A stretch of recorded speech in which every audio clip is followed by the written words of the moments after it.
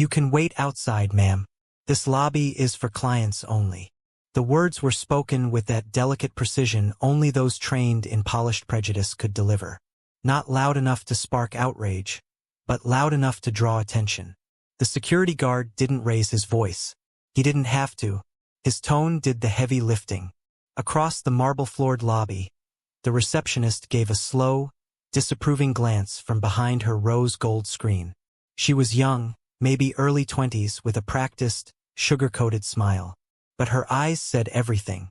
They scanned the woman's tailored navy suit, the minimalist designer heels, the gleaming platinum watch, and still, the doubt never left her face.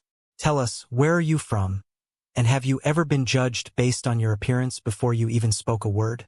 If you believe discrimination has no place in the world, hit that subscribe button and share this story, because corporate accountability starts with us refusing to stay silent." Dr. Joanna Remington had arrived 5 minutes early. The kind of early that said she respected other people's time, though she was the kind of woman whose time others should have been honoring. She moved with grace, a quiet elegance that didn't scream for attention but always commanded it. Her steps echoed softly against the polished concrete floor of Hamilton Worth & Company, one of the most prestigious investment firms on the East Coast. She paused at the reception desk, patiently waiting for acknowledgement. The receptionist, whose badge read Kylie, didn't look up. She kept typing. "I'm here for the 11:30 strategic planning review," Joanna said calmly. Kylie blinked at the name, clearly unsure whether to look for Remington under appointments or deliveries. She glanced back at the woman, brow arched, then scanned the list. Nothing seemed to click. "We don't open vendor meetings here," she replied flatly. "You might be looking for the courier entrance around back."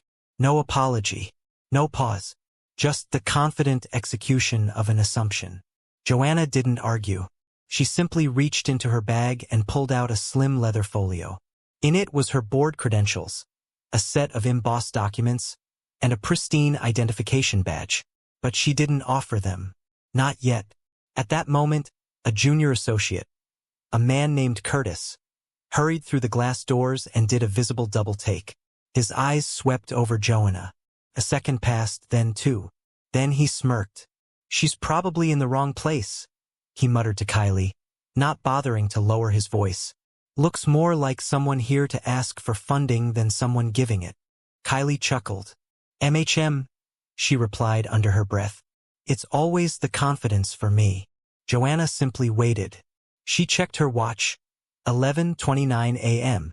1 minute until the meeting she wasn't going to be late for. She didn't fidget. She didn't correct anyone. She let the moment hang there airless and tight. It wasn't her first time being underestimated, but it might be the last time anyone in this building would dare to. When the assistant floor manager arrived, summoned by Kylie's hushed voice, he didn't greet Joanna. He looked past her, scanning for a name badge or clipboard. Then he gestured toward the glass doors. "Ma'am, I'm going to need you to step outside until we can verify who you're here to see." There was no reason given, no request for her name, just instructions. Joanna didn't raise an eyebrow. She didn't sigh. She stepped back toward the door, heels quiet against the marble. The silence in the lobby was sharp. Phones buzzed, fingers typed. A few whispers slipped through. The security guard near the entrance hadn't moved. He looked uncomfortable now, but his silence echoed as loud as the insults. Outside, the autumn air was crisp. The sidewalk was clean, city-polished, lined with planters and sleek glass reflecting the firm's towering logo. Inside, a junior analyst muttered to a colleague, "Bet she's here trying to network. Probably read about the Open Diversity Fund on LinkedIn." Someone laughed. It was the sound of certainty, certainty that this woman couldn't possibly belong. What they didn't know was this. The strategic planning review meeting wasn't something Joanna Remington had been invited to. It was something she owned. The moment she stepped outside, her phone buzzed. She glanced at the name on the screen. Jameson Legal Counsel. She ignored the call.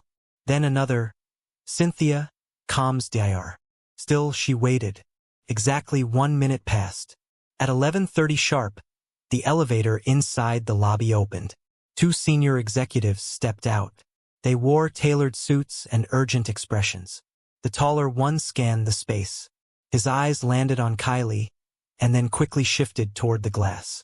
His expression changed. "Is she still outside?" he asked, incredulous. He rushed to the doors, threw them open, and stepped onto the sidewalk. His voice cracked slightly as he spoke. "Dr. Remington, my deepest apologies. There's been a mistake. Please, come in." Inside the firm's top-floor conference room, 12 directors were already seated, waiting, confused. A vacant seat sat at the head of the long table. Back in the lobby, Kylie had gone pale. Curtis stood frozen, his eyes flicking between the executives and the woman he had mocked just moments earlier. Security stood silent, but their posture had shifted. Dr. Joanna Remington said nothing. She didn't need to, because sometimes the quietest person in the room is the one holding the power. And sometimes being asked to wait outside is all it takes to reveal who never belonged inside in the first place. What happened next would change the entire firm. But for now, all that mattered was this.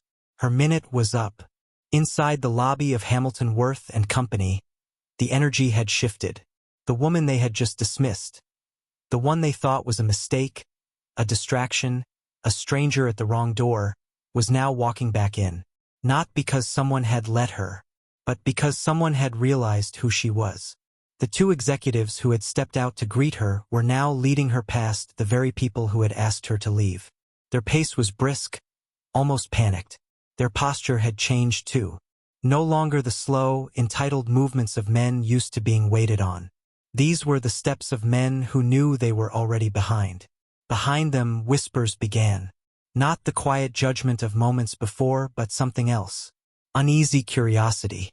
Staff who hadn't even noticed the original encounter were now standing up straighter, craning their necks to watch. Junior analysts glanced at each other. The receptionist who'd rolled her eyes earlier sat still, eyes wide. The security guard near the door shifted from one foot to the other, unsure if he should salute or step aside. Dr. Joanna Remington, calm and steady, gave no reaction. No eye contact, no tension in her shoulders. But everything in her silence said, "I saw everything. I remember everyone." The building had changed, but not because the air was colder. It was because truth had walked in. There's a unique discomfort that fills a room when people begin to realize they've made a mistake, especially when that mistake can't be undone with apologies. It moves through the space like smoke, thick, invisible, but suffocating. And now that discomfort was growing. On the upper floors, word had started to spread. A few staffers had recognized the name. A Slack message pinged from someone in compliance. "Dr. Remington just arrived. I think she's our new chair." The reply came in less than 2 seconds. "Wait, SHE was just made to wait outside?" Phones vibrated. Tabs opened. A screenshot of the firm's internal memo confirming Dr. Remington's appointment was being shared around like wildfire. The one they had overlooked, the name they hadn't even cared to pronounce properly, was now staring back at them in all caps. Chairperson, Dr. Joanna Remington. Downstairs, Joanna passed a glass conference room where the junior analyst from earlier, Curtis, had been seated. He froze as she walked by. His smirk was gone. His face had drained of color. His eyes dropped quickly to the table. Minutes earlier, he had joked about her not belonging. Now he couldn't even meet her gaze. No one said a word to her. Not Kylie, not Curtis, not the floor manager who had ushered her out like she was cluttering up the space. And yet, their silence was loud. Every eye that followed her now was filled with dread, not disdain. But Dr. Remington wasn't watching them. She never had to. She didn't need to turn around to know who had doubted her. Because when you've lived your life being questioned, underestimated, and pushed aside, you learn to recognize it in seconds. The way people glance past you, the way they talk around you, not to you, the way their faces change when they realize they were wrong. In the elevator, the executives apologized in short, stumbling phrases. They talked about miscommunication and procedures. She said nothing. She didn't need to. Her silence said more than their explanations ever could. While the elevator rose, so did the panic upstairs. One assistant whispered to another, "She's going to dismantle the entire org chart, isn't she?" Someone from HR walked quickly past, heading to legal. Screens showed internal documents flashing. Somewhere on the fourth floor, a managing director was canceling his lunch reservation. But no one above knew yet what those in the lobby had witnessed. They hadn't seen the expression on Kylie's face when she realized she'd dismissed the woman who signs her paychecks. They hadn't seen the way the receptionist's fingers now hovered, shaking, above her keyboard, like the letters had turned into knives. They hadn't seen the fear that had started to sink in, because this wasn't just a guest who'd been embarrassed. This wasn't just another meeting. This was an audit, a review, a moment that had already been documented in silence, in movement, in memory. Dr. Remington was no stranger to this feeling. It wasn't anger that filled her. She'd seen too much of this world to waste energy on being surprised. But it wasn't acceptance either. It was calculation, not of revenge, but of accountability. She had walked into that building prepared to discuss governance frameworks and restructuring models. Now she would discuss culture and consequences. It's a special kind of humiliation to realize that the very person you tried to exclude was the one deciding whether you still belonged. And in that building, that humiliation was spreading. Quietly, systematically. The difference now was this. People were no longer whispering about her because they didn't think she belonged. Now they whispered because they knew she did. And they didn't know what she had seen, or what she would do next. The elevator dinged. The doors opened. She stepped out. Ahead of her, through glass walls, sat the firm's board. 12 men and women in dark suits, looking confused and stiff. They stood when she entered. Some half-smiled. Others fumbled with papers. The chairman's seat remained empty at the head of the table. They'd kept it open, expecting her to come through a different door. They hadn't known she'd already come through the front, and that someone had made her wait outside. Joanna walked to her seat. She didn't pause. She didn't speak. She sat down. The room hushed, and just like that, the balance of power had changed. 1 minute of waiting outside. 1 moment of doubt. 1 quiet woman with everything to say. And she hadn't even started talking yet. By the time Dr. Joanna Remington sat at the head of the boardroom table, the building was no longer just buzzing. It was pulsing. There's a strange silence that settles before a storm. Not quiet exactly, more like a held breath. That's what filled the air inside Hamilton Worth and Company as news began to spread. Not through press releases or formal memos, but in the way these things always do, between cubicles, across hallways, and through trembling fingertips on touchscreens. Upstairs, assistants leaned into each other and whispered, not because they wanted to gossip, but because what they were seeing, what they had just heard, felt too heavy to say out loud. They had just found out the woman they dismissed wasn't just someone important. She was the top. Screens flashed open to the same internal email. A short announcement from the CEO's office, sent weeks ago and barely read at the time. Effective this quarter, Dr. Joanna Remington joins Hamilton Worth and Company as chair of the board. A name so many hadn't bothered to look up had now become the center of every conversation. Only this time it wasn't about a new appointment. It was about what had just happened in their own lobby. The whispers weren't just about her credentials anymore. They were about the way she had been treated. The moment was no longer private. It was public. And it wasn't just being passed between employees anymore. Someone in the lobby had recorded everything. A short video. No audio, just the image of Dr. Remington being pointed to the exit doors. A security guard standing nearby. The receptionist with folded arms. The manager with a clipboard. And then another image of that same woman walking back in. But this time, she was flanked by 2 senior executives. One held the door for her. The other looked like he was about to apologize out loud to the entire building. The clip wasn't captioned. It didn't need to be. The silence of the moment said everything. The post went live on LinkedIn with a simple sentence. A masterclass in grace under fire. And then a second line. The new chair of the board was asked to wait outside. Within 20 minutes, it had 7,000 likes and 600 comments. On the 12th floor, A legal associate clicked play on the video and turned to her colleague. "That's the new chair?" she asked, though she already knew. Her colleague just nodded slowly, lips pressed tight. On the 9th floor, someone in finance forwarded the clip to an internal group chat titled, Vision 2025 Planning. The message was short. "We're going to need to rethink what leadership looks like." The conversations weren't just happening behind screens anymore. They were happening at water coolers, beside coffee stations, even in elevators. The same words echoed over and over. "Did you see it? She's here right now? They actually made her wait outside?" On the trading floor, where the air was normally sharp with numbers and noise, everything had slowed. A junior trader stared at his monitor, unread emails piling up while he reread the story on his second screen. Across the building, a quiet reckoning had begun, because this wasn't about policy anymore. It was about perception. It was about the quiet realization that something many had ignored for years had just become impossible to overlook. People weren't just watching Dr. Remington now. They were watching each other. They were watching how others reacted, who made excuses, who tried to minimize the moment, and who sat in silence because they were afraid to say what they already knew. In one department, a young black analyst who'd once been talked over in meetings suddenly had a line of colleagues stopping by to check in. They weren't really checking in, of course. They were checking themselves. Because if the new chair could be dismissed like that, if someone with that kind of power and presence could be told to wait outside, what did that say about the rest of them?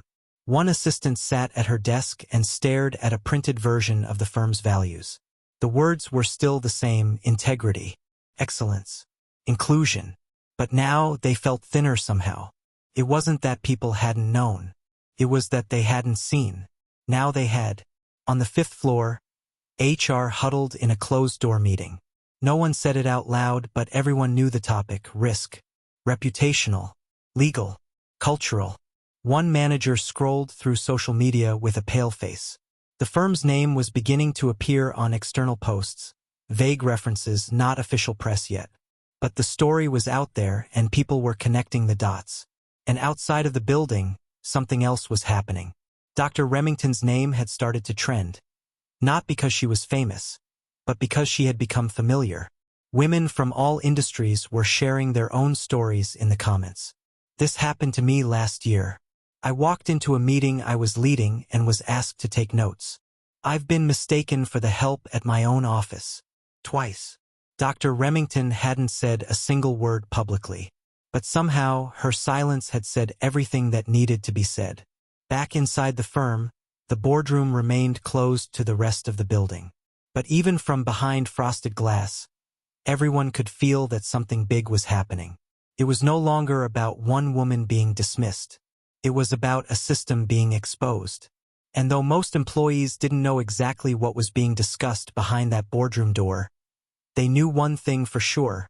This time, someone at the top had felt what it was like to be pushed to the side. And she hadn't yelled. She hadn't stormed out. She had just waited. And that made all the difference. Because the power of the moment wasn't in her anger. It was in her patience. In the grace with which she returned. In the quiet certainty that she would not need to demand change, because her presence alone was the change. By now, the story had become larger than just a meeting. It had become a mirror, and everyone was suddenly asking themselves the same question. What did you do when you saw it happen? At the top of the building, behind glass walls and long polished tables, the boardroom had gone still. The chairs were full, the water glasses untouched.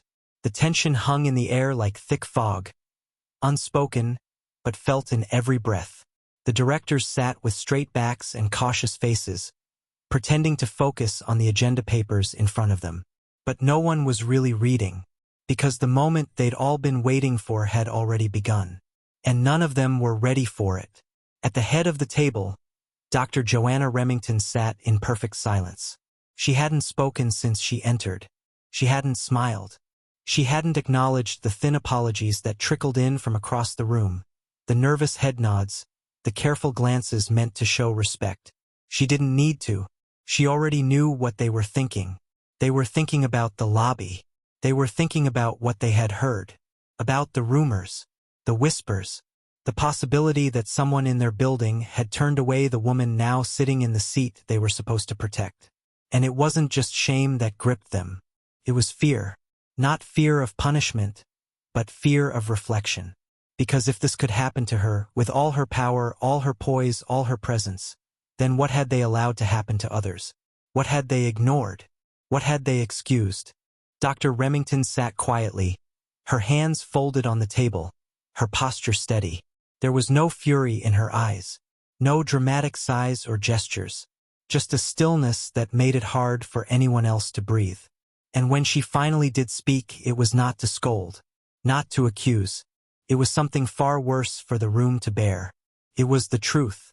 She spoke slowly, simply, the way someone does when they've lived a story 1,000 times before. She told them about the lobby, about the way she was asked to leave, about the way no one asked her name, about the way people smiled as they dismissed her. But she didn't tell it like a victim. She told it like a report, a line item in a bigger file, just one more example in a long pattern of assumptions. She didn't raise her voice. She didn't need to. Her words were weight enough. And as she spoke, something happened in the room. Something that had not happened in that boardroom in years. People listened, not because they were scared, not because they had to, but because somewhere in her silence, in her softness, they recognized something they hadn't seen before. They saw power that didn't need to perform. They saw control that didn't need to shout. They saw the kind of leadership that doesn't demand change through anger, but through presence. And with every word, the balance in the room began to shift. She spoke about patterns, about culture, about the invisible weight that people carry through the doors every morning. The quiet knowing that they'll be questioned first, praised last. That they'll be seen, but not always recognized. She spoke not of her own experience alone, but of others. Of those who couldn't speak for themselves. Of interns ignored in brainstorms. Of assistants mistaken for delivery drivers. Of analysts whose ideas were repeated by louder voices and credited to someone else. And she asked no one in particular a simple question: what kind of firm did they want to be? The kind that builds wealth or the kind that builds worth? No one answered, not because they didn't want to, but because for the first time they realized they didn't know. They had never stopped to ask. Outside the room, the office had gone quiet. Word had reached every floor. People weren't talking anymore. They were watching. They were waiting.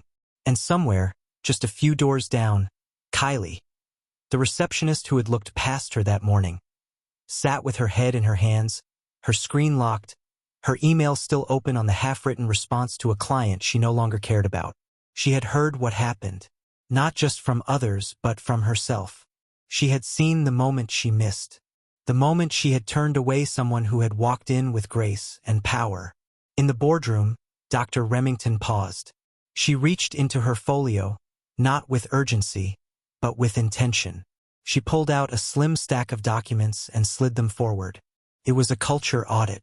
One she had conducted quietly over the past 6 weeks. Employee feedback, exit interviews, internal reports that had been skimmed but not studied, patterns hidden in numbers, stories buried in statistics. She laid them out in silence, pages filled with truths they had ignored. And then, gently, she told them what would happen next. There would be reviews, department by department. Names would not be public, but the numbers would. Every leader would be accountable for what happened under their watch, not just the profit but the people. New training wouldn't be optional. Performance reviews would include feedback from those at the bottom of the structure, not just the top.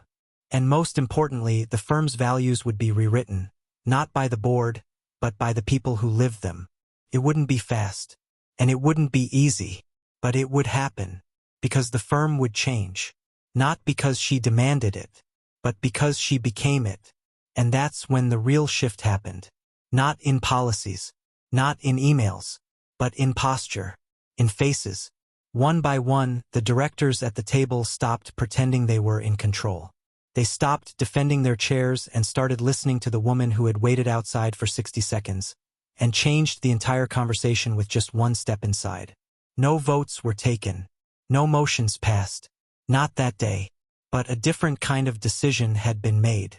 The firm would never be the same. And not because of shame, but because someone finally brought the truth into the room and asked them to sit with it. Downstairs, the mood had changed. It had started with whispers. Then came the stares. Now it was silence, but not the kind that comes from peace. It was the kind that comes from realization. The lobby of Hamilton Worth and Company was no longer just a lobby. It had become a kind of stage, and everyone in it was holding their breath, waiting to see how the rest of the story would unfold. They had all played their parts, some without knowing it, others without caring. But now, the weight of those roles had settled like fog over their shoulders. The receptionist sat still at her desk, staring blankly at her monitor, the blinking cursor on her screen the only movement in front of her. She hadn't typed a single word in 20 minutes. Her perfectly straight posture from earlier had collapsed into something smaller. The confidence had drained from her body, leaving only discomfort and a growing knot of dread in her chest. The security guard near the entrance now stood awkwardly, his hands clasped in front of him, his eyes darting between the elevators and the floor. He kept adjusting his tie. Not because it was tight, but because he didn't know what else to do with his hands. Everyone had heard. Every floor, every hallway. People had seen the video clip. It had been passed around silently, phones tilted away from managers, eyes wide with disbelief. They'd seen her, the woman in the navy suit, the woman they had watched walk out, then back in. Now they knew who she was. It wasn't just a rumor anymore. It was confirmed. The woman they had dismissed, the one they had treated like she didn't belong, wasn't just a visitor. She wasn't just a board member. She was the new chair of the board, the highest-ranking official in the entire company. Her name was on the new corporate letterhead. Her signature would soon be printed on performance review documents and budget approvals. She would have the final say on hiring, on restructuring, on everything that kept this place standing. And they had asked her to wait outside. Phones buzzed. Desks remained abandoned. No one wanted to be the first to say what they were all thinking. Not out loud. They were wondering if they had smiled at her, if they had held the door, if they had looked her in the eye. But more than anything, they were wondering, did she see me? Because it wasn't just Kylie and the floor manager anymore. It was every single person who had watched her walk into that building and had chosen, in some small way, to do nothing. The lobby, once polished and proud, now felt cold. But even colder was the sound of the elevator chime. Came soft at first, a single note, and yet, in that moment, it felt louder than anything. The doors slid open, and out stepped Dr. Joanna Remington. She was no longer flanked by the executives who had hurried to meet her. She didn't need them now. She walked alone. Her steps were slow, not hesitant but measured, each one deliberate. Her shoulders were back, her face calm. She didn't look angry. She didn't need to be, because the most powerful thing in that moment wasn't her title. It was her composure. It was the way she looked around the lobby with eyes that saw everything but revealed nothing. And yet, for those who watched her, it felt like she was looking straight through them, as if she could see not just who they were, but what they had done, what they had failed to do. No one moved. No one spoke, until one voice broke the silence. Not hers. It came from a woman near the front doors. She was dressed in business casual, slacks, flats, a blouse with rolled-up sleeves. An assistant, probably, maybe in HR or accounting. She wasn't trying to be loud, but the words escaped before she could stop them. She saw everything. It wasn't meant to be heard by the room, but it was, and it rippled through the space like thunder. Because yes, she had. Everyone in that lobby now knew the truth. She hadn't needed to speak up to reclaim her place. She hadn't needed to shout or demand or threaten. She had simply waited. She had allowed them the full opportunity to reveal who they really were. And they had. Now the roles had reversed. The ones who had once held the power in this space were no longer the ones being watched. They were the ones being judged. Kylie stood up at the reception desk, her mouth half open, her eyes wide, unsure whether she should speak, apologize, or run. She chose none of those things. Instead, she slowly lowered herself back into her chair. The floor manager, still standing beside the concierge table, looked down at the clipboard in his hands as if it held the answers. He couldn't meet her gaze either. Joanna didn't stop to speak. She didn't need to explain herself. But she paused. Not for long, just for a second. Enough for them to see her fully. To see what they had overlooked, what they had dismissed, and what they could never undo. She reached into her blazer and pulled out a badge. It was simple, silver, engraved. Dr. Joanna Remington, chair of the board, Hamilton Worth and Company. She clipped it gently to her lapel. That was the moment the silence broke. Not with noise, but with understanding. Everyone in that lobby now understood the cost of assumptions. They understood what it meant to treat someone as less, to make them feel small, to push them out without knowing what it would cost to let them back in. And most of all, they understood this. She was not here to get even. She was here to rebuild the entire house, from the ground floor to the glass ceilings above. Because the real reveal wasn't just about her title. It was about who they had revealed themselves to be before they knew who she was. And now, she knew exactly where to begin. By the end of the day, the marble floors of Hamilton Worth and Company felt different. The same polished corridors that once carried quiet arrogance now echoed with a weight no one could ignore. Behind closed doors, tension moved like smoke, settling into boardrooms, break rooms, and inboxes. The entire building seemed to hold its breath. The firm had always prided itself on numbers, on data, on performance. It measured wins by client growth, promotion speed, and the height of ceilings in its corner offices. But what couldn't be measured was now standing in front of them. Dr. Joanna Remington wasn't angry. She wasn't loud.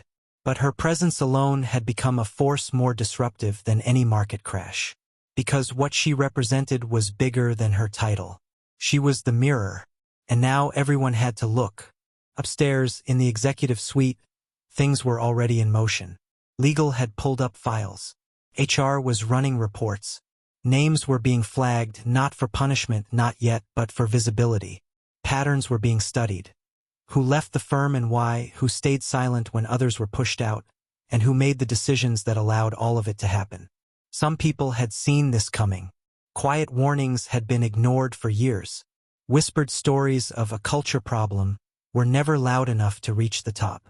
Until now, the top had walked through the front door and been told she didn't belong. There was no brushing this away. No polished press release or carefully crafted memo could undo what had unfolded.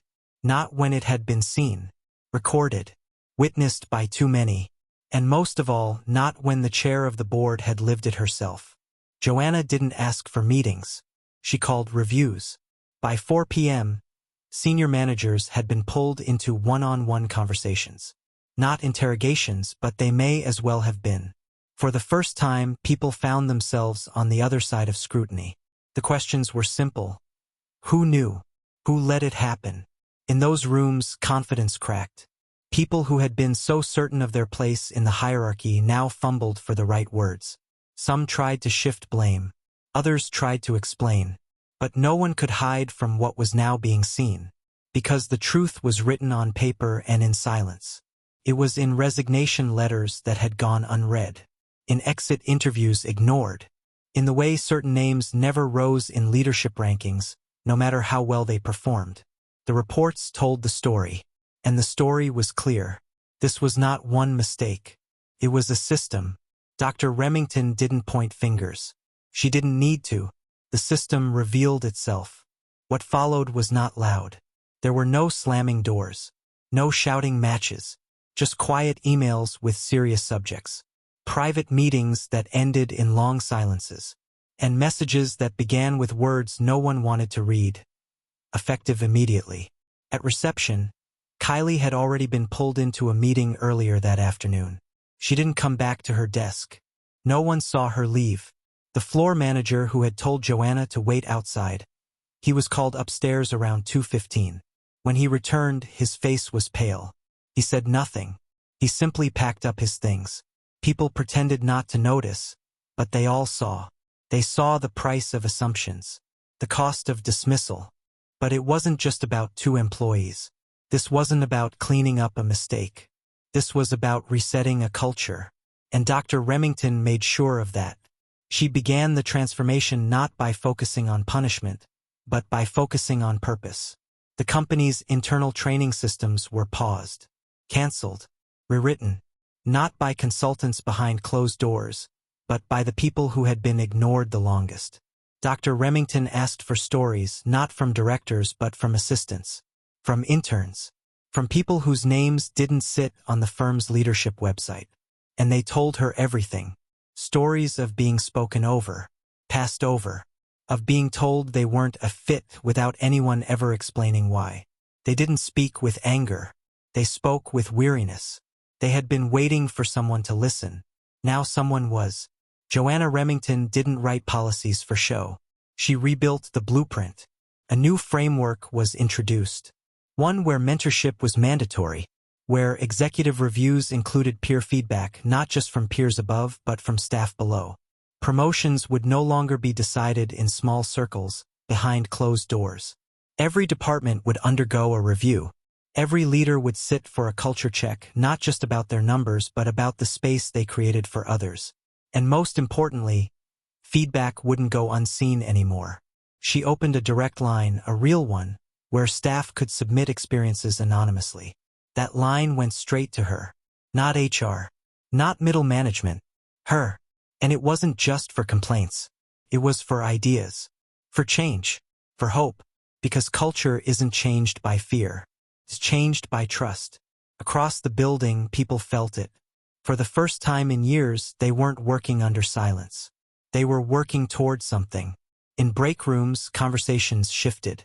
People asked each other how they were doing and meant it. Elevators were quieter, but not because people were scared.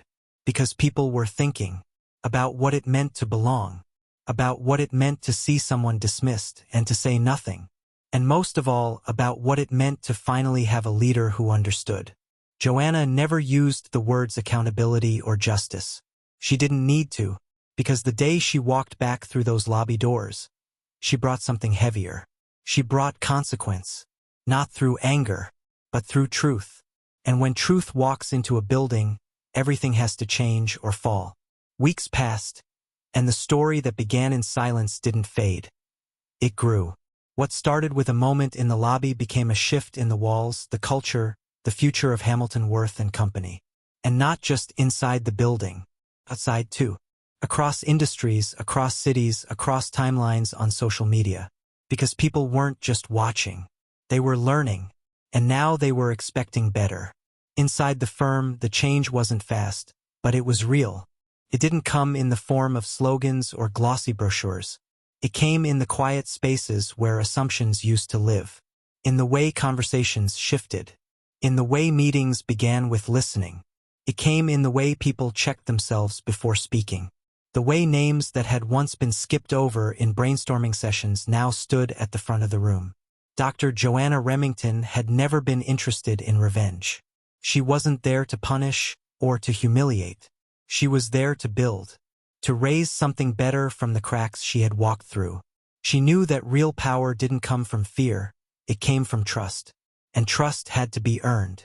So, she began with questions. Not the kind that tested knowledge, but the kind that tested heart. Who do we lift up? Who gets heard? Who is always told to wait? Then came action.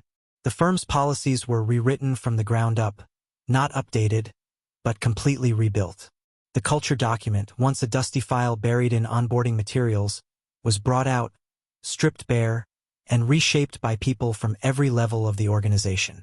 Everyone had a seat at the table, especially those who were used to standing in the back.